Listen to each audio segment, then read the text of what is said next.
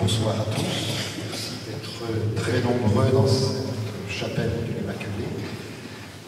Vous êtes venus comme moi pour entendre le père Joseph Moin, jésuite, qui est professeur de théologie.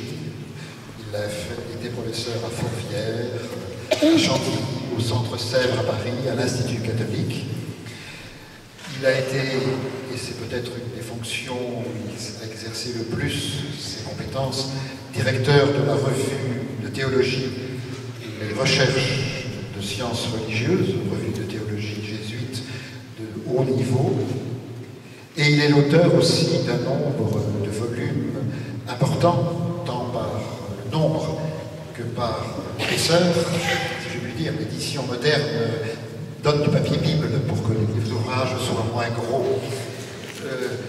Une suite de 4 volumes de théologie fondamentale sur la Christologie, l'homme qui venait de Dieu, ou sur la théologie proprement dite, Dieu qui vient à l'homme en 3 volumes.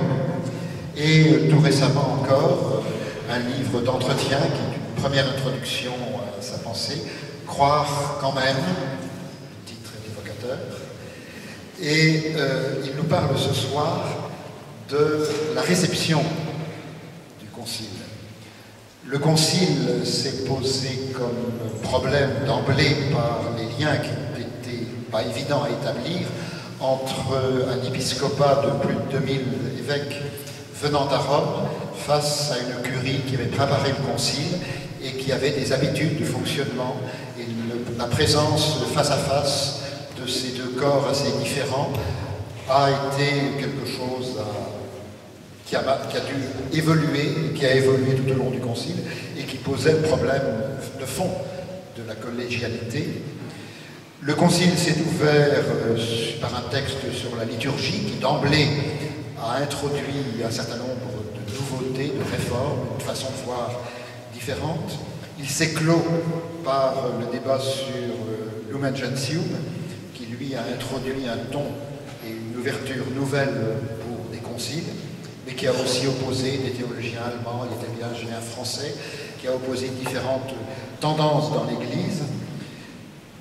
Il y a, à la suite de cela, une interprétation du Concile à faire, et toujours à refaire.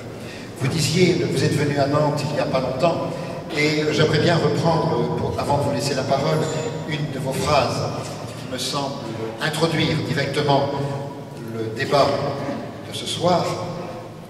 Vous disiez il y a peu ici à Nantes, faut-il interpréter Vatican II dans la ligne de la tradition ecclésiastique, et donc par rapport au passé, à la lumière de Vatican I et du Concile de Trente, et j'ajouterai des encycliques papales qui ont précédé.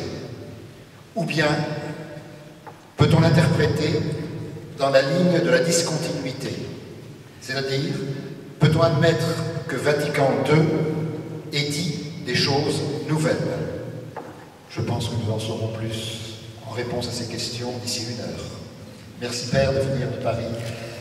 Et je vous laisse la parole. Merci.